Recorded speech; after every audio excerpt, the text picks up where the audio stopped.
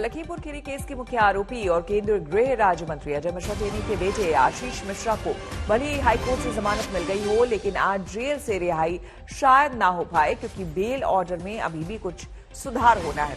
उसके बाद ही जमानत की प्रक्रिया शुरू होगी। तो आपको हम बता दें कि लखीमपुर खीरी हिंसा मामले में कल ही आशीष मिश्रा को जमानत मिल गई थी, लेकिन उसके बावजूद अभी वो जेल में है और बताया ये जा रहा है कि शायद आज भी रिहाई नहीं हो पाएगी, क्योंकि अभी बेल ऑर्डर्स में कुछ बदलाव होने हैं। जाली बेल ऑर्डर में 302, 120B इस तरह के कुछ धाराएं हैं।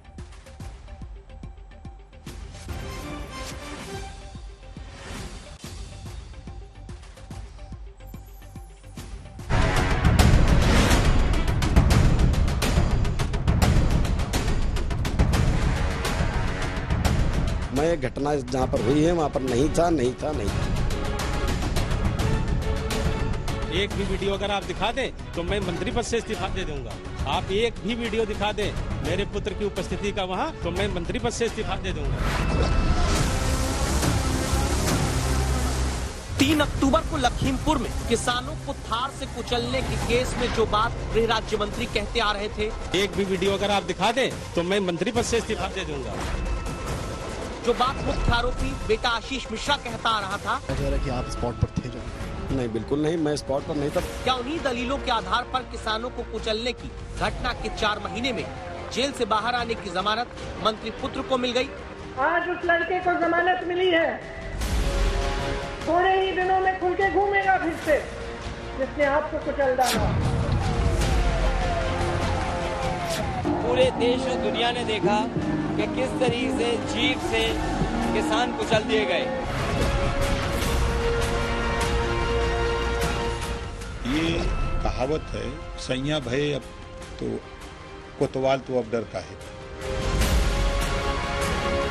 किसानों को कुचलने के 3 महीने बाद बक्सा भर के 5000 पन्नों की चार्जशीट अदालत में सरकार की बनाई एसआईटी ने पेश की थी।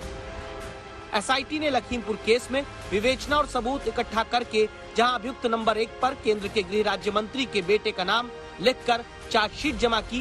क्या स्टील के इसी बक्से में भरकर जमा हुई चार्जशीट, जिसमें कहा गया किसानों को कुचलते वक्त आशीष मिश्रा मोनू घटना स्थल पर मौजूद था। जिस चार्जशीट में एसआईटी ने लिखा था कि आशीष मिश्रा की रिवॉल्वर और राइफल से फायरिंग हुई, जिस चार्जशीट में लिखा था कि जान से मारने की नीयत से ही घटना को अंजाम दिया गया, आखिर सरकारी जांच टीम की वही चार्जशीट कैसे अदालत में कमजोर पड़ गई? जो उत्तर प्रदेश चुनाव के पहले चरण के मतदान के दिन खबर आई कि जेल के फाटक खुलेंगे, लखीमपुर के मोनू भैया जमानत पर छूटेंगे। इस बात को समझने के लिए आज तक संवाददाता संतोष कुमार हाईकोर्ट में आरोपी आशीष मिश्रा के वकील सलिल श्रीवास्तव के पास पहुंचते हैं। वकील सलिल श्रीवास्तव की बात आप सुनिएगा।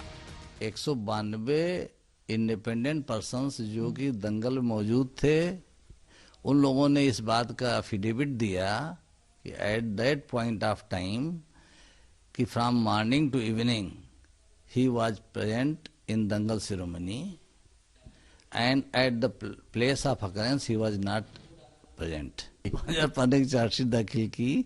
हम ये कह रहे हैं कि गन्ने के खेत थे, तो जो नक्शा नजरी एसआईटी ने या पुलिस ने फाइल किया, इन्वेस्टिगेटिंग एजेंसी ने फाइल किया, उसमें वहां पे गन्ना खेत है ही नहीं। एफआईआर में उन्होंने ये कहा कि आशीष मिश्रा ने फायर आर्म वेपन यूज किया।